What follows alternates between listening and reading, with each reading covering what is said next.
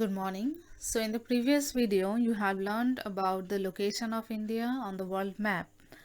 So today we will learn the size of India in comparison with other countries of the world, India's neighboring countries, importance of its location at the head of Indian Ocean, and Indian Standard Time.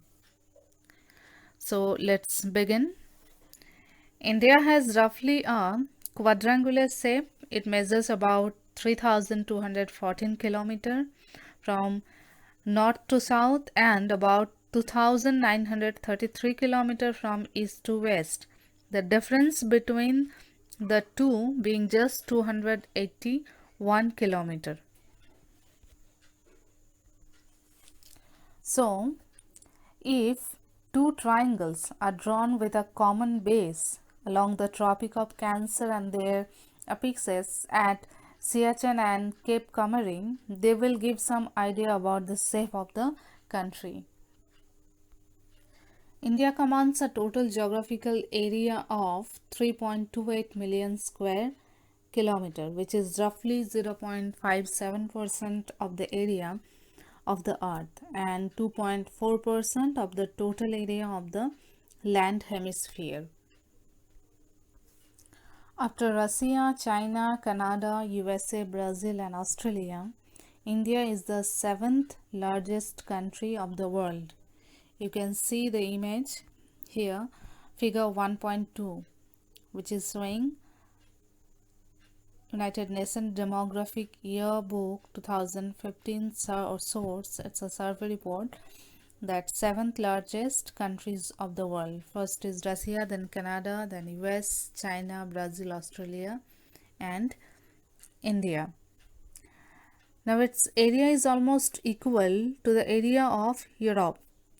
1/3 of Canada, 1/5 of Russia or 8 times of Japan and 12 times of United Kingdom.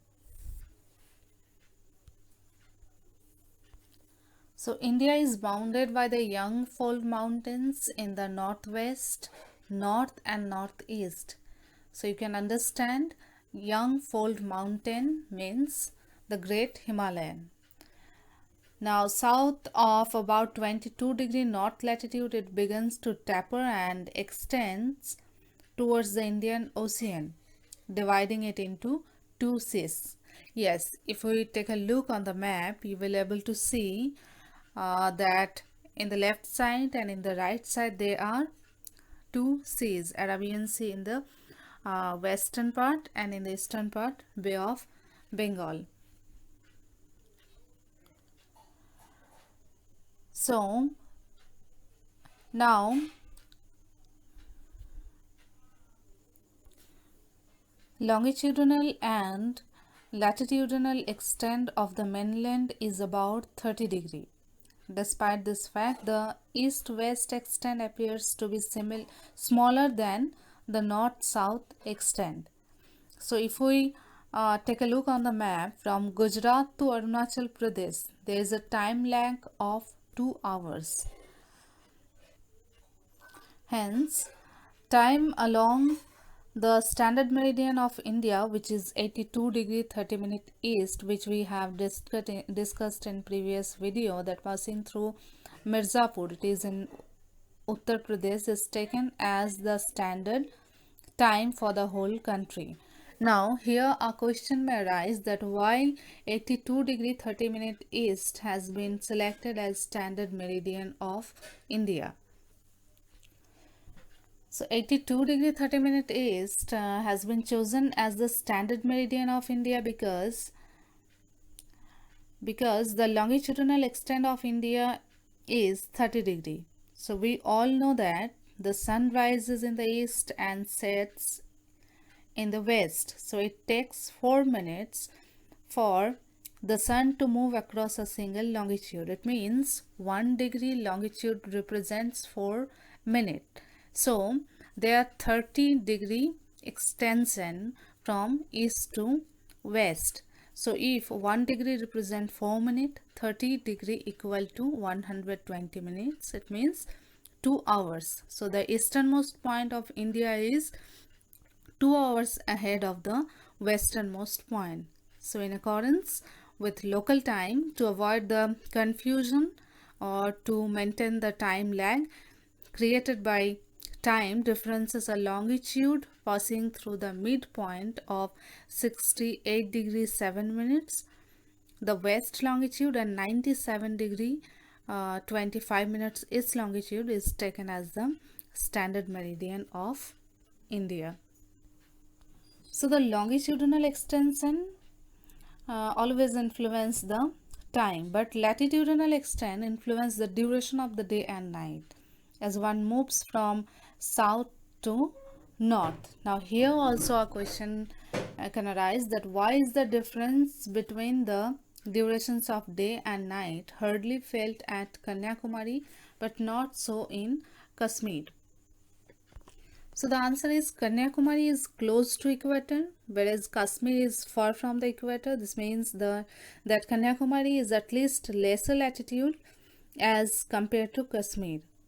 As equator receives direct sunlight, the duration between day and night would hardly be felt at Kanyakumari.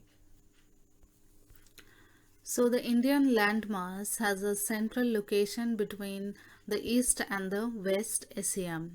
So here we will learn India and the world.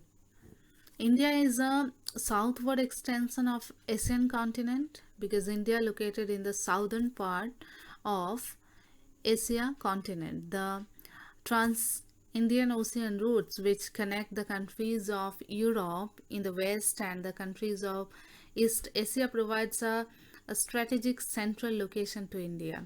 India is well connected with the many parts of the world. Note that the Deccan Peninsula protrudes into the Indian Ocean, thus helping India to establish close connect with West Asia, Africa and Europe from western coast, and with Southeast and East Asia from the eastern coast. So no other country has a long coastline on the Indian Ocean as India has, and indeed. So India is the only country which has given its name to a ocean, Indian Ocean, encircled by 46 countries, 27 littoral including Australia, 7 island states and 12 landlocked countries. So the geographical location of India provides it manifold advantages. It gives diverse climatic conditions which lead to a variety of flora and fauna. India has many advantages of growing tropical and subtropical and temperate crops too due to its location. So now it's time to finish the video. The next part, neighboring countries of India, about that we will discuss in the next video. Till now, thank you.